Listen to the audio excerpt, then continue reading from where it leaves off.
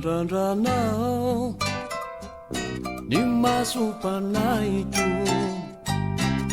mitady anao ny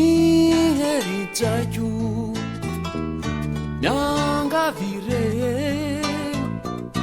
ty tena malemy raha eo iantoraka tatranao zay andry mahery Arueti ni fakampanay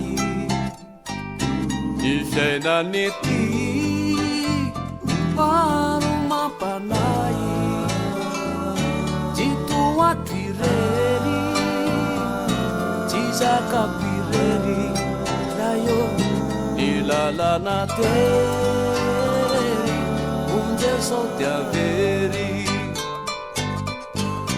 Ny tena midona tsiaro tsy misy pijery Mila okiviny fo tsy mety ampahery Rayo, rayo, rayo, rayo funde waure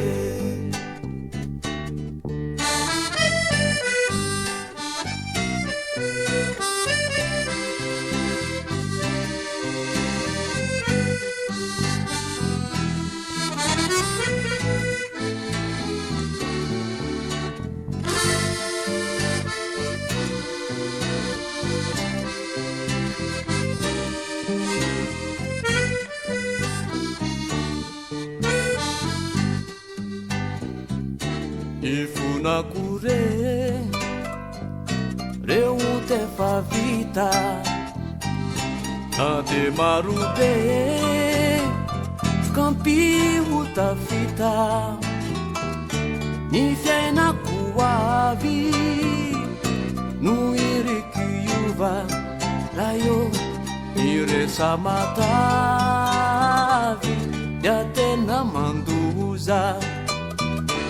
Iezakatrany ao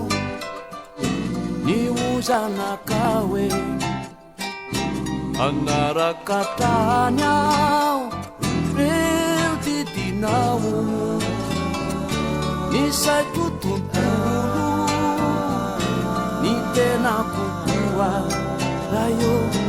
iray fatifolo Panao avokoa Fiakara mideza mamay hantsanakoa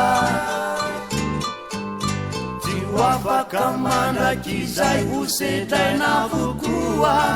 Rayo, rayo, rayo, rayo, ampiwa ure